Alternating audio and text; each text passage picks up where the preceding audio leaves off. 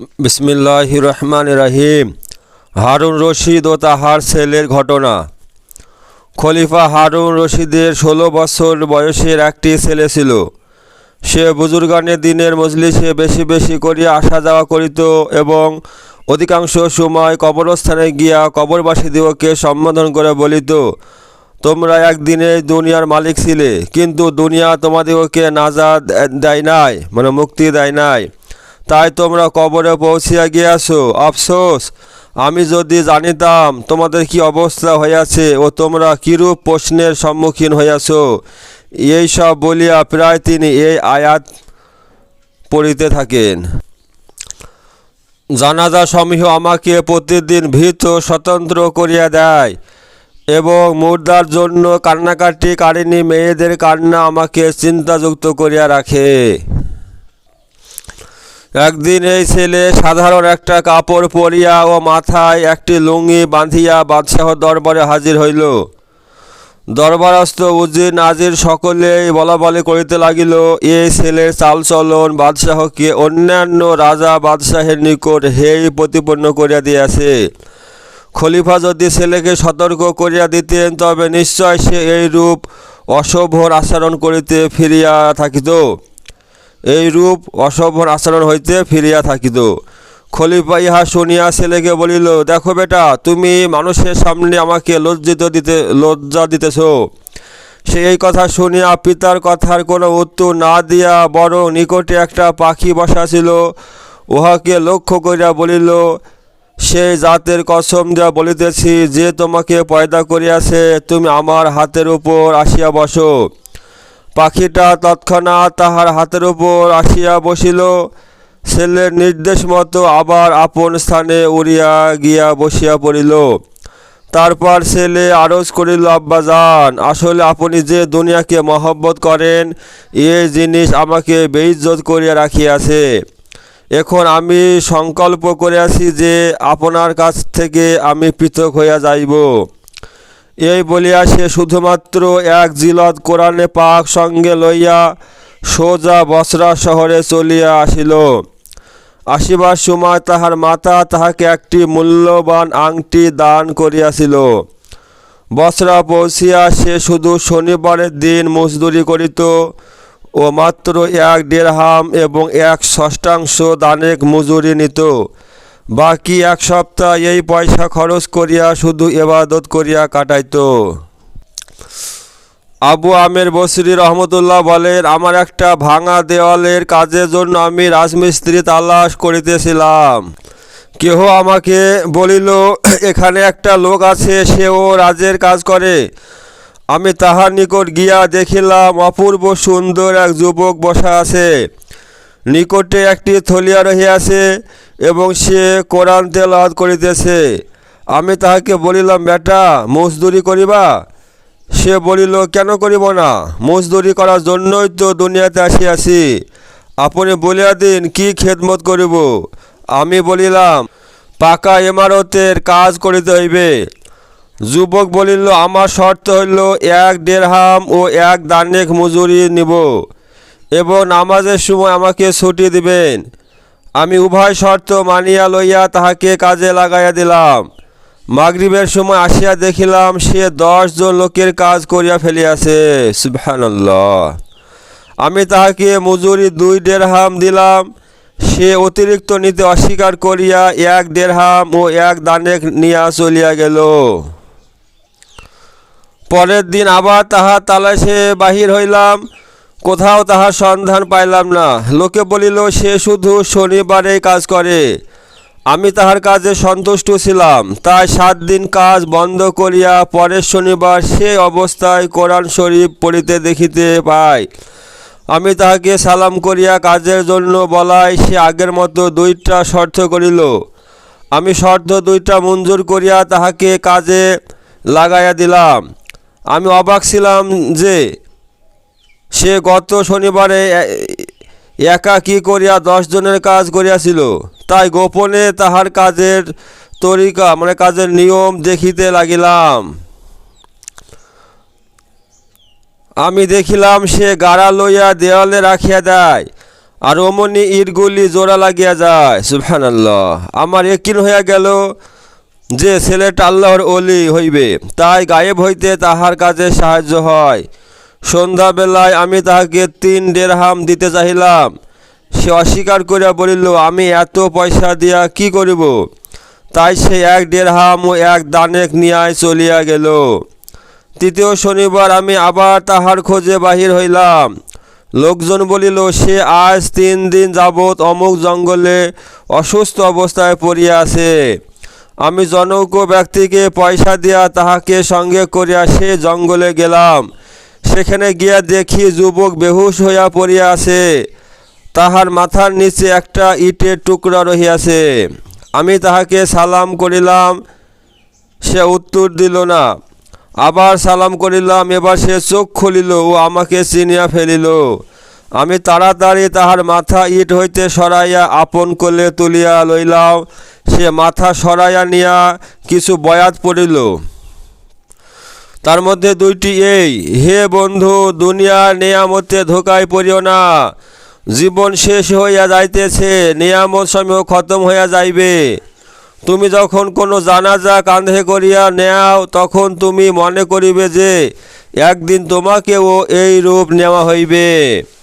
হযরত আবু আমের রহমতুল্লাহ বলেন, তারপর সে যুবক আমাকে বলিল, আবু আমের, আমার রূহ যখন বাহির হইয়া যাইবে, তুমি আমাকে গোসল দিয়া আমার পরনের কাপড়ে আমাকে দাফন দিও। আমি বলিলাম, দোস্ত, আপনার জন্য নতুন কাপড়ের ব্যবস্থা হইলে কি অসুবিধা? সে উত্তর করিল, নতুন কাপড়ের জন্য জীবিত লোকেরাই বেশি উপযোগী। হযরত আবু বকর সিদ্দিক রাদিয়াল্লাহু আনহু এর ইন্তেকালের সময়ও এই রূপ উত্তর দিয়াছিলেন। ছেলে বলিল, কাফন চাই পুরাতন হোক বা নতুন, উহা পচিয়া যাইবে। কবরে মানুষের সাথে থাকিবে শুধু আমল।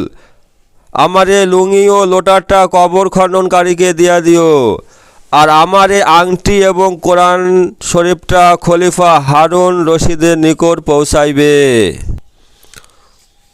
তবে খেয়াল রাখিবে, নিজের হাতেই তাহার নিকট পৌঁছাইও। এই কথা বলিও যে ইহা একজন পরদেশী মুসাফির ছেলের আমানত, আর সে আপনার নিকট ইহাও বলিয়া গিয়াছে যে আপনার গাফিলত এবং ধোকার হালতে যেন মৃত্যু না আসিয়া যায়। এই কথা বলা মাত্র তাহার প্রাণ পাখি উড়িয়া গেল। আমি বুঝিতে পারিলাম ছেলেটা নিশ্চয় বাদশাহজাদা হইবে। ছেলের ওসিয়ত মোতাবেক তাহাকে দাফন দেওয়া হইল এবং লুঙ্গি ও লোটা কবর খননকারীকে দিয়া আংটি এবং কোরআন শরীফ লইয়া আমি বাগদাদ পৌঁছিলাম। শাহী বালাখানার নিকট গিয়া দেখিলাম বাদশাহর সোয়ারি বাহির হইতেছে। প্রথমে আনুমানিক 1000 অশ্বরোহী সৈন্য বাহির হইল। আমি একটি উঁচু জায়গায় দাঁড়াইয়া গেলাম। তারপর সেই রূপ আরও 10টা বাহিনী বাহির হইল। 10ম বাহিনীর মধ্যে স্বয়ং আমিরুল মুমিনিন ছিলেন। আমি জোরে আওয়াজ দিয়া বলিলাম, হে আমিরুল মুমিনিন, হুজুরে পাক সাল্লাল্লাহু আলাইহি ওয়াসাল্লামের আত্মীয়তার উসিলায় আমি বলিতেছি, আপনি একটু থামুন। আমার আওয়াজ শুনিয়া তিনি আমার দিকে তাকাইলেন। আমি তাড়াতাড়ি তাহার নিকট গিয়া বলিলাম, আমি একজন বিদেশি ছেলের আমানত নিয়ে আসিয়াছি। ইহা পৌঁছাইতে সে আমার নিকট ওসিয়ত করিয়া গিয়াছিল। এই বলিয়া আমি বাদশাহর আংটি আর কোরআন সুপর্দ করিলাম। তিনি উহা দেখিয়া চিনিয়া ফেলিলেন। কিছুক্ষণ মাথা নত করিয়া রহিলেন ও তাহার চক্ষু দিয়া অশ্রু বহিতে লাগিল এবং একজন দারোয়ানকে বলিলেন, আমি ফিরিয়া আসিলে এই লোকটাকে আমার নিকট পৌঁছাইবে। বাদশাহ ফিরে আসিয়া দারোয়ানকে ডাকিয়া বলিলেন, লোকটাকে আমার নিকট হাজির করো, যদিও সে আমার ব্যথাকে তাজা করিয়া দিবে। দারোয়ান আসিয়া আমাকে বলিল, আমিরুল মুমিনিন বড় চিন্তাযুক্ত আছেন, সাবধানে কথা বলিও। 10টা কথা বলিতে চাহিলে 5টা বলিয়াই ক্ষান্ত হইও। আমি বাদশাহর নিকট গেলাম। তিনি এক নির্জন কক্ষে ছিলেন ও আমাকে কাছে ডাকিয়া বসাইয়া বলিলেন, তুমি কি আমার সেই ছেলেকে চিনো? আমি বলিলাম, জি হ্যাঁ চিনি। বাদশাহ বলিলেন, সে কি কাজ করিত? আমি বলিলাম, রাজমিস্ত্রি কাজ করিত। তিনি বলিলেন, তুমি কি কোনো কাজ করাইয়াছো? আমি বলিলাম, হ্যাঁ, করাইয়াছি। বাদশাহ বলিলেন, সে যে হুজুরের সাল্লাল্লাহু আলাইহি সাল্লামের আত্মীয়, তোমার এই কথাটুকু খেয়াল হয় নাই? আমি বলিলাম, আমিরুল মুমিনিন, প্রথমে আমি আল্লাহর দরবারে ক্ষমা চাই, তারপর আপনার নিকটও ক্ষমা চাহিতেছি। তখন তাহার বিষয়ে আমার কোনো এলেম ছিল না, মানে আমি এ বিষয়ে তখন জানতাম না। ইন্তেকালের সময় আমার জানা হইয়াছে। খলিফা বলিলেন, তুমি নিজ হাতে তাহাকে গোসল দিয়াছো? আমি বলিলাম, জি হ্যাঁ। তিনি বলিলেন, তোমার হাত এদিকে লও। তিনি আমার হাত সিনায় রাখিয়া কয়েকটা বয়াত পড়িলেন, যাহার অর্থ হইল এই: হে মুসাফির, যার জন্য আমার অন্তর গলিয়া যাইতেছে আর চক্ষু হইতে অবিরাম অশ্রুধারা বহিতেছে, হে প্রিয়, যাহার আবাস কবর আমার নিকট হইতে দূরে, কিন্তু তাহার ফিকির আমার নিকটে। নিশ্চয় মৃত্যু যে কোনো শান্তির অবসান ঘটাইয়া দেয়। সেই মুসাফির একটা চাঁদের টুকরা ছিল। সেই চন্দ্রের টুকরাও কবরে পৌঁছিয়া গেল, এবং চাঁদের ডালা অর্থাৎ তাহার শরীরও কবরে পৌঁছিয়া গেল। অতঃপর হারুন রশিদ আবু আমেরকে সঙ্গে করিয়া বসরা শহরে কবর জিয়ারত করিতে গেলেন। কবরের পাশে তিনি কয়েকটা বয়াত পড়িলেন, যাহার অর্থ হইল এই: হে মুসাফির, তুমি সফর হইতে আর কোনো দিন ফিরবে না। অল্প বয়সে মৃত্যু তোমাকে ছিনিয়া নিয়ে গেল। হে চক্ষের পুতুল, তুমি মৃত্যুর ওই পেয়ালা পান করিয়াছ, যাহা অতি সত্বর তোমার বৃদ্ধ পিতাও পান করিবে। বরং শহরবাসী হউক বা গ্রামবাসী হউক, দুনিয়ার প্রত্যেক ব্যক্তি ওই পেয়ালা পান করিবে। সমস্ত তারিফ ওই আল্লাহর জন্য, যাহার লিখিত কুদরতের নমুনা হইল এইসব। হজরত আবু আমের বলেন, সে রাত্রে আমি ওজিফা কালাম শেষ করিয়া যখন শুইয়া পড়ি, তখন স্বপ্ন যোগে একটা নূরের কব্বা দেখিতে পাই, যাহার উপর মেঘের মতো শুধু নূর আর নূর রহিয়াছে। সে নূরের মেঘমালা হইতে ছেলে আওয়াজ দিয়া বলিল, আবু আমের, তোমাকে আল্লাহ পাক যাজায়ে খায়ের দান করুন।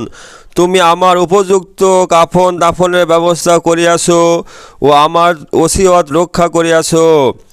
আমি বলিলাম, হে প্রিয় ছেলে, তোমার কি অবস্থা হইয়াছে? সে বলিল, এমন মনিবের নিকট পৌঁছিয়াছি, যিনি বড় দয়ালু, মেহেরবান এবং আমার উপর রাজি। তিনি আমাকে এমন সব বস্তু দান করিয়াছেন, যাহা কোনো চক্ষু দর্শন করে নাই, কোনো কর্ণ তাহা শ্রবণ করে নাই, এবং অন্তরে উহার কল্পনা হয় নাই। এই কথা সারমর্ম হাদিসেও বর্ণিত আছে। হজরত আবদুল্লাহ বিন মাসুদ রাদিয়াল্লাহু আনহু বলেন, তৈরত গ্রন্থে উল্লেখ আছে, যাহাদের পার্শ্বদেশ রাত্রিবেলায় শয্যা হইতে দূরে থাকে, অর্থাৎ তাহাজ্জুদ পড়ে, তাহাদের জন্য এমন সব বস্তু তৈয়ার করা হইয়াছে, যাহা কোনো চক্ষু দেখে নাই, কোনো কান তাহা শুনে নাই, এবং কাহারও অন্তরে উহার কল্পনা হয় নাই। কোনো নিকটতম ফেরেশতাও তা জানে না, আর কোনো নবী রাসূলেও সেই বিষয়ে এলেম নাই।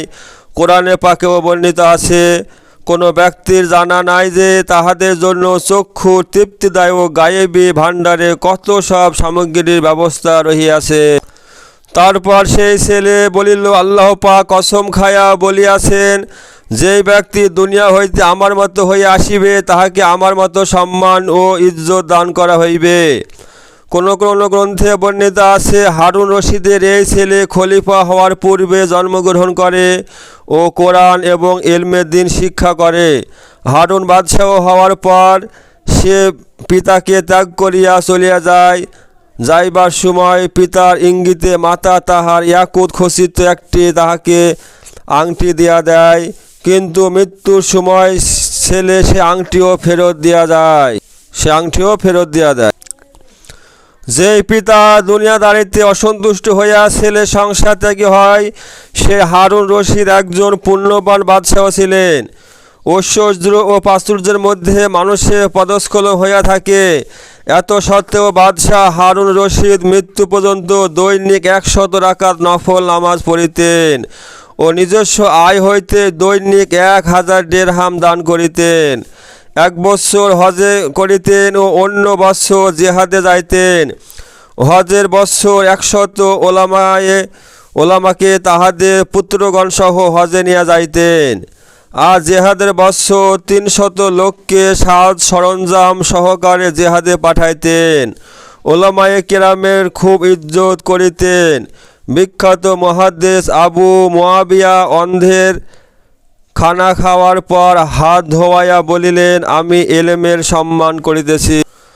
সুবহানাল্লাহি আলহামদুলিল্লাহি লা ইলাহা ইল্লাল্লাহু আল্লাহু আকবার। আল্লাহ সুবহানাহু ওয়া তাআলা আমাদের প্রত্যেককে দিনের সহি বুঝ দান করুক এবং আখিরাতকে সম্মুখে রেখে আখিরাতের জন্য ঈমান আমল বানিয়ে যাওয়া তৌফিক দান করুক। আল্লাহুম্মা আমিন, আল্লাহুম্মা আমিন।